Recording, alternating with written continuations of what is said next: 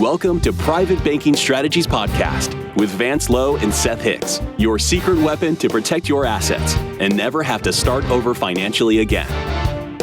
Vance and Seth help high net worth individuals, families, business owners, and investors structure an asset-protected, tax-free fortress for their families. Learn how to keep what you earn and use the velocity of money to create your own private banking system.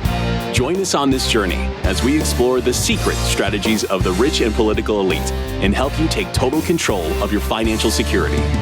Now, on to the show.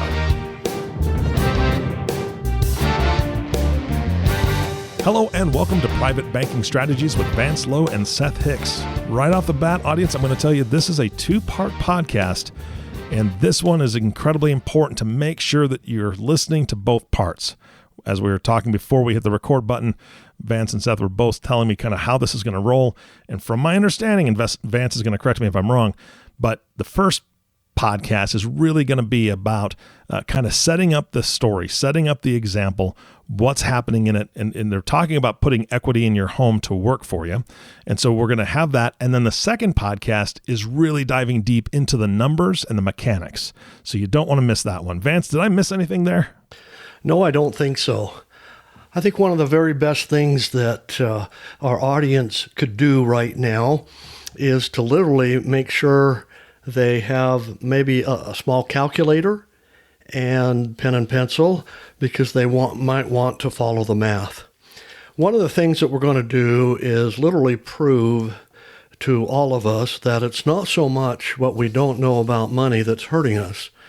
It's all about what we think we know about money that's incorrect, is really stopping us from succeeding. And so the title of what we want to do today comes from an example and a client who didn't think they had any money at all to start the banking and start the process. And one of the things that we go through and ask the clients to do is to fill out an intake request form and put their numbers in. Seth, maybe you could explain kind of that process a little bit of what it takes even before we get to that, and then just what they can expect, how long it's going to take them to fill that out. Sure. Well, I mean, one of the great values, Eric, that comes to people using private banking is how they can wipe out debt. And so it's really critically important when we start to analyze client by client that we get their specific facts. So it's a simple balance sheet on our intake request form. Assets on one side, liabilities on the other. We want to know what assets you have to put to work. We want to know what your debts are, credit card debt, mortgage debt, auto debt, student debt. And then here's where the magic comes in, is when Vance gets those numbers and is able to analyze those, he presents an 8-year roadmap with a proprietary algorithm that helps analyze how to use your bank and attack your debt, if you have any, or how to best invest it to grow your wealth with the most rapid safe possible way that you can. And the great thing about it, this asset intake form takes about 3 minutes probably. I mean, some people, depending on how much you have. So it's really easy. Okay, well, let's just, put our seatbelts on and start this process. We're going to give out a few facts with this clientele. Again, this client came in. She is married, got 2 kids, cars. She's paying expenses on her cars. They bought a boat. They have a mortgage, and they have credit card debt. And they're bringing home roughly around $5,000 per month. And her father set her up in this system. He just happened to be a branch president at one of the local banks and set his daughter up. He had 5 children. The daughter here was, I think, number 3 or 4, but seemed, according to her, was his favorite. They come across Nelson Nash's book, Becoming Your Own Banker, and they went to the NNI, which is the Nelson Nash Institute, found somebody here locally in Texas, and they called me. And as we went through everything, they were a little depressed because all their money was going out. They really didn't have much. Well, we actually have that sheet, and people are welcome to get that. I'll let Seth tell us, everybody, how they can acquire what we found on this intake request form for them. And it was actually quite simple. They had a house that was worth $300,000. Their existing mortgage on it was at $195,000. That's how much they owed on it. They had 2 automobiles. One was worth $18,000, one was worth $21,000, and the remaining balance was $9,600 and $15,000 and some change. They had a boat.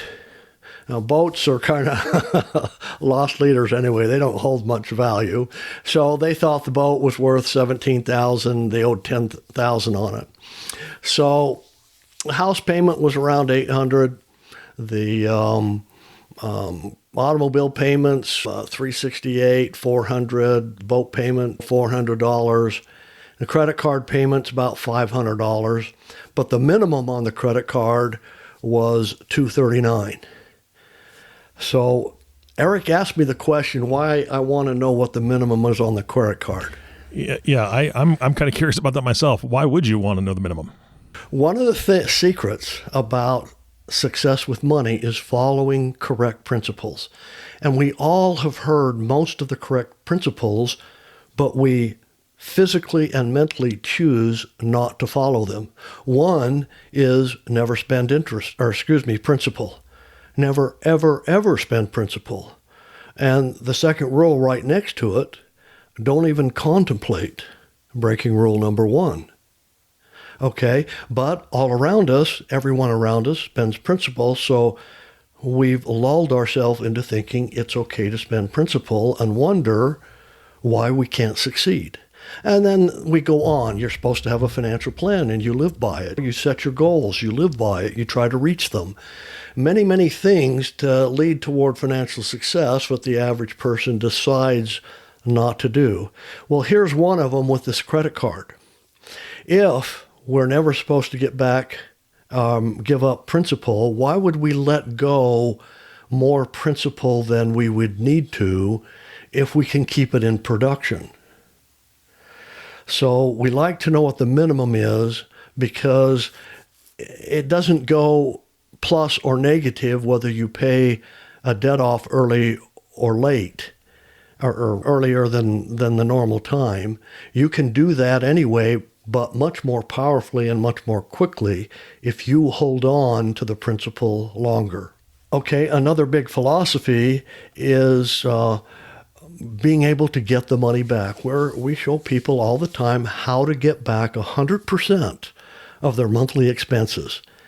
And people right off the bat, and some of our listeners are like, oh yeah, right, yeah, But it's true, but it's not the way you're thinking today. And if you could, and if you believed you could get it back, you would never be spending principal at that point, right? So all these things come into play when we're trying to accumulate and capture money to start up a banking system and a new strategy to convert to that we'll never look back on. So I've outlined the home, for instance. We look at that because all of a sudden we see that the value of the home is $300,000. We owe $195,000. Therefore, there's $105,000 worth of equity in that home, right? So there's a process in setting up or being able to access the equity in your home. Because right now, Seth, tell me, how much do we make on the equity in our home each year? Well, it depends on if you put it to work or not. If it's just sitting in our home, Zero. You make nothing. Okay. Most people are under the mistaken value system that our home is an asset. Let me give you the pure definition of asset. An asset will put money in your pocket.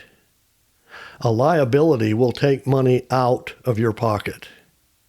Equity and the value of the home has nothing to do whether you don't have anything to do with the value of the home. It's either going to go up or down depending on the market value. But if we could access that money and get more than 0% return, we could make an advantage of that. So it's a very, very powerful tool. And the tool I'm talking about is a home equity line of credit. Seth, define for the audience out there, instead of a home equity loan, what's the difference? What is a home equity line of credit? Well, a line of credit is an instrument that allows a homeowner to tap into the equity. And you go down to your local bank, or you can go down to a local bank or credit union, and they appraise your house and they give you a certain percentage of that in equity based on your ownership percentage. And you simply tell them, send the money here when you want to pull out equity in your home. Okay, that's a perfect example. It's like getting a checkbook on the equity in your home. So let's say the equity line of credit is $50,000 in this situation. That means it doesn't cost anything to set up a home equity line of credit. Maybe, sometimes I'm hearing that banks continually to always get greedy, so maybe they'll charge for the appraisal. But there's no cost to it, and there's no expense on the ongoing line of credit unless you actually borrow money. And here's a tool now that you can borrow principal, pay it back, borrow it again, pay it back, and borrow it again. So lines of credit as well as credit cards are very powerful financial tools. Number one, for emergencies. Number two, for opportunities.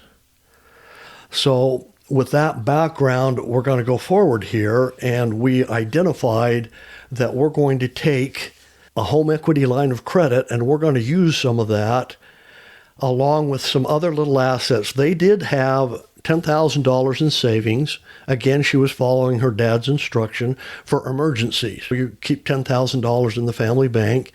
And he was gifted some mutual fund stock, and it was $10,000. It had grown to $10,000, so we earmarked that. He had an IRA, and there was $25,000 in that. And he was contributing to his 401k $600 a month. And we're going to earmark the overpayment with the credit card, which the overpayment part was $261 or $260. So now we have all the figures and the numbers for this client situation. Let me tell you a little bit about how we're going to put this to work. But before we do that, I want to lay out where we're headed and some missing education, which has been denied to the average American on purpose.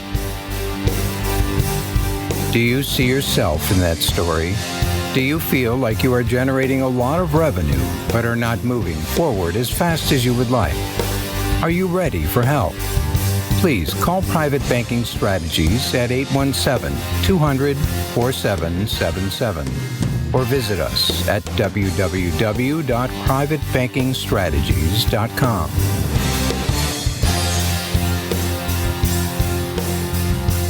Okay, this education has been withheld because the banks want the power.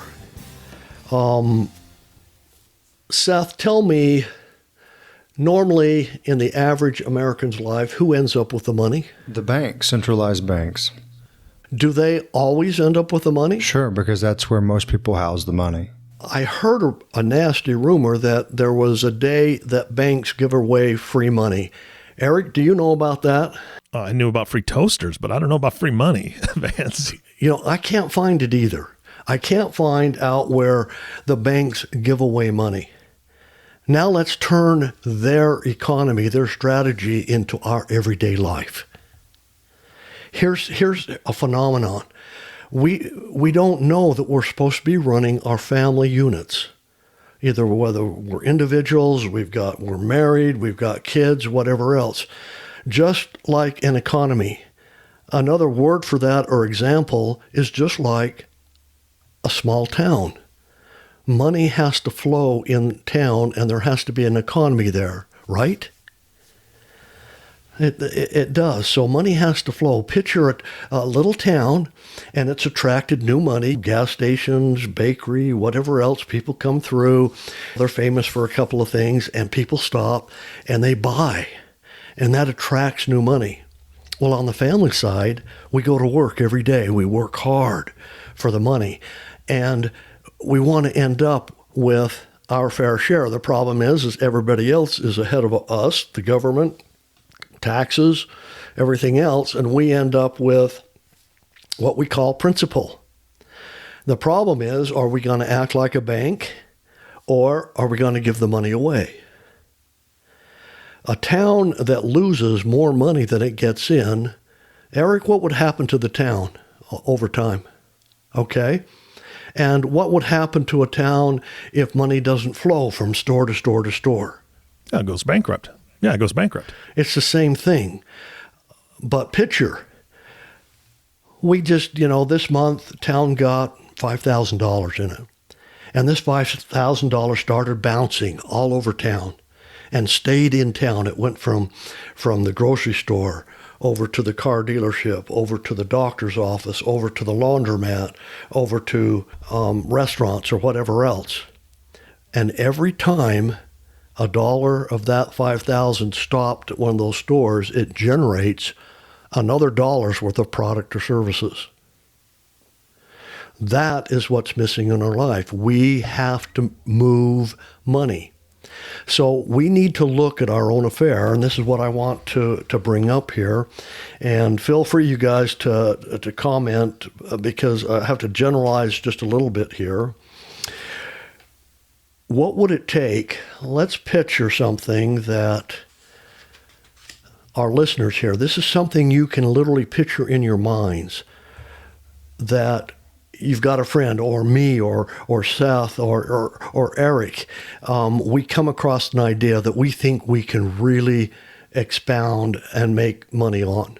So we do the math, we do the homework, we do all the studying of what it's going to take to put a brand new little company together and run it.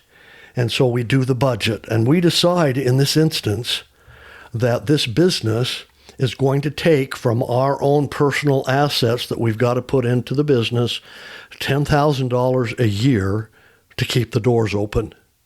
So this is a small business. Normally, Seth, why don't you run through this? How long it takes for a normal startup company to make a profit?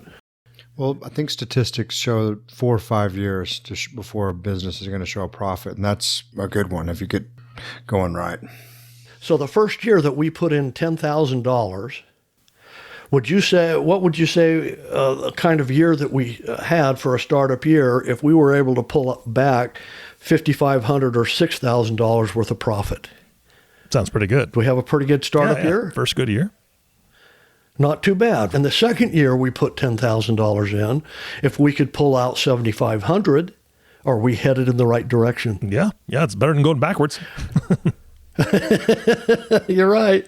And in the third year, about 85%. And then the fourth year, depending on how effective we are, anywhere from 90 to 100%. Okay? That's how we need everybody to picture setting up their own bank. We use a special life insurance contract, if put together correctly, forms the perfect private bank.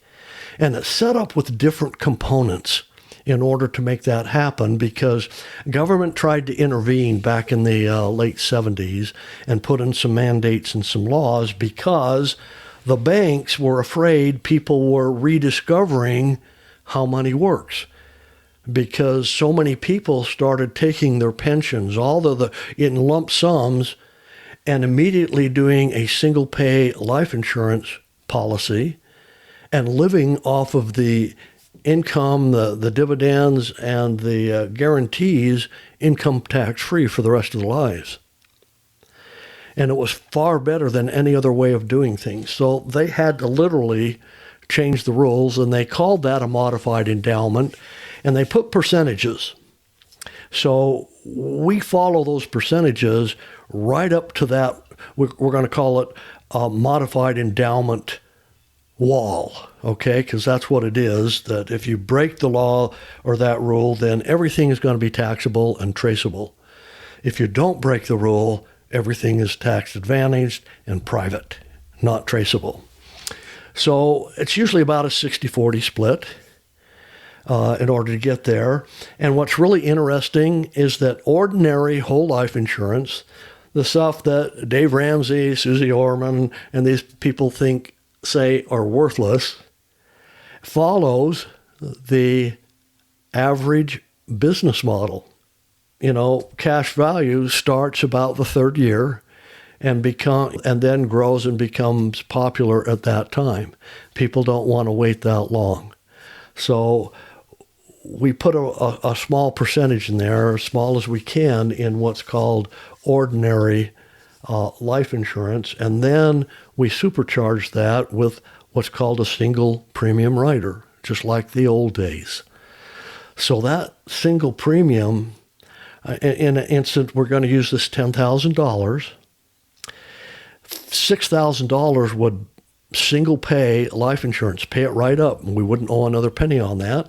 And that is immediately converted into cash value. Okay? So we're doing this background because I want you and everyone, all of our listeners, to understand how this mechanism is going to work, how we're going to get the unbelievable returns on investments that you can have without any risk whatsoever, using your own money and using yourself as the client. Vance, let me ask you a question. You talked about that 60-40 split, and I understand that first year. Is that 60-40 split something that you do every year? We do that, yes. Most practitioners will have you do that throughout. We found an advantage of doing that for 4 years, and then we literally dropped that paid up additions rider because the base is now mature enough that every dollar you put in, let me put it this way, Eric, if I could show you an investment that in year 5, every dollar you put in would automatically and immediately turn to $1.10 or $1.20, how many of those would you like? A lot. So we're trying to, as many as we can get.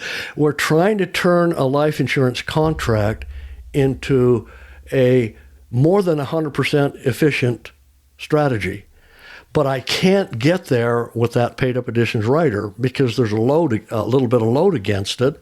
So we can only get to around 92 to 93, 95%.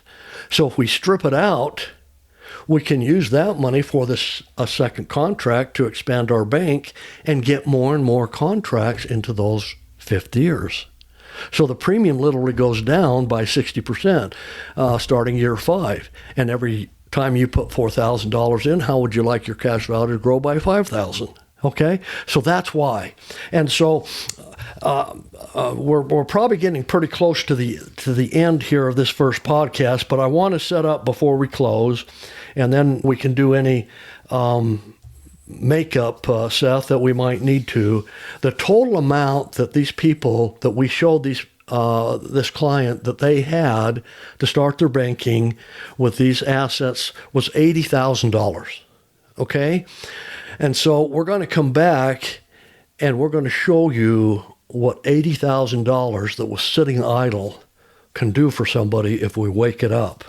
So that's, I hope now, if you've written your little notes down and you've taken some of the numbers that we're using, we're going to literally follow that and show what to do first, second, third. And this is what that 8-year analysis does. It's a month-by-month roadmap. And let me just summarize for a second, just to kind of help focus the audience.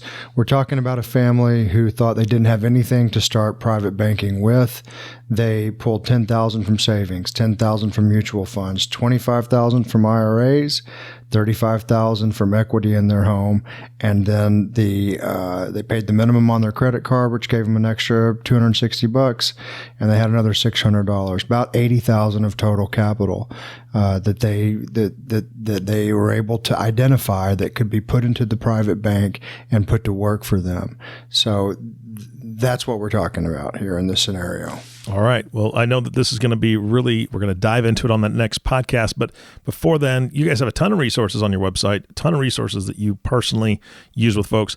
What's the best way to get a hold of some of these resources or reach out to you guys? Thanks, Eric. It's www.privatebankingstrategies.com. And there we've got all sorts of resources from one-page circumstance scenarios on blog articles to email campaigns that they can binge on, to podcast, to all the way through down to the intake form, where if they're ready to schedule a call, they've done all these things with us, and they're saying this is the way I want to take it. Then they schedule a call with us.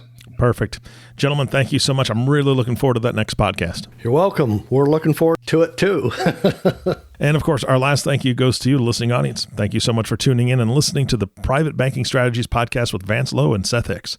If you have not subscribed to the podcast yet, please click the subscribe now button below.